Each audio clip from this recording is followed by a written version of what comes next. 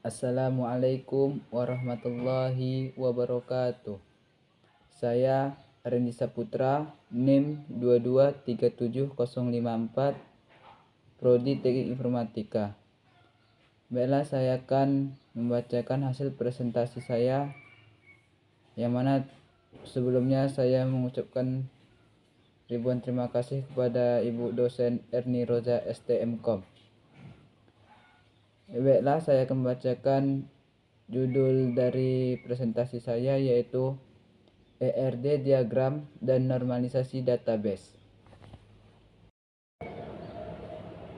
Entity Relationship Diagram. Di dalam Entity Relationship Diagram ini memiliki beberapa unsur. Yang pertama, ERD.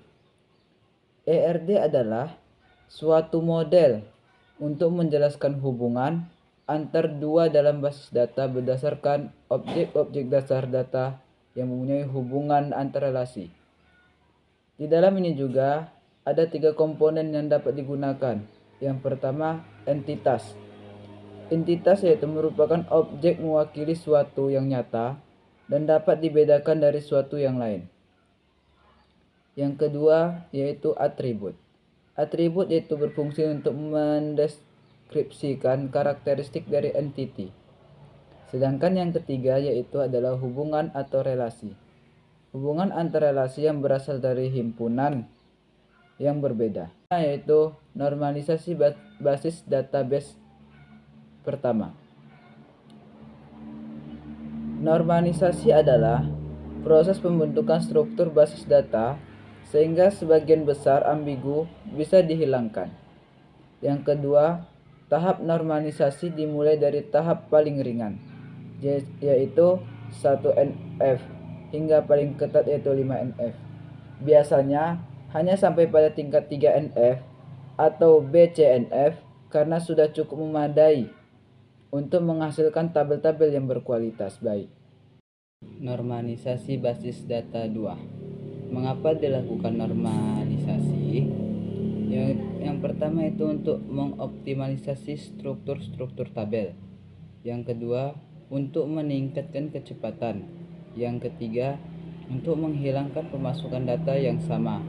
Yang keempat, lebih efisien dalam penggunaan media penyimpanan. Yang kelima, untuk mengurangi redundasi. Yang keenam, untuk menghindari anomali. Yang ketujuh yaitu untuk integritas data yang ditingkatkan. Normalisasi basis data 3. Sebuah tabel dikatakan baik atau efisien atau normal jika memenuhi 3 kriteria sebagai berikut. Yang pertama, jika ada dekomposisi, yaitu tabel maka dekomposisinya harus dijamin aman. Yang kedua, terpeliharanya ketergantungan fungsional pada saat perubahan data. Yang ketiga, tidak melanggar Bose Code Normal Form atau BCNF. Jika kriteria ketiga tidak dapat terpengaruhi, maka paling tidak tabel tersebut tidak melanggar bentuk normal tahap ketiga, yaitu 3RD Normal Form atau 3NF. Functional Dependence 1. Functional Dependence menggambarkan hubungan atribut dalam sebuah relasi. Suatu atribut dikatakan functional dependent pada yang lain jika kita menggunakan harga atribut tersebut untuk menentukan harga atribut yang lain. Sedangkan simbol yang digunakan adalah panah ke samping kanan untuk mewakili functional dependence atau dibaca secara fungsional menentukan.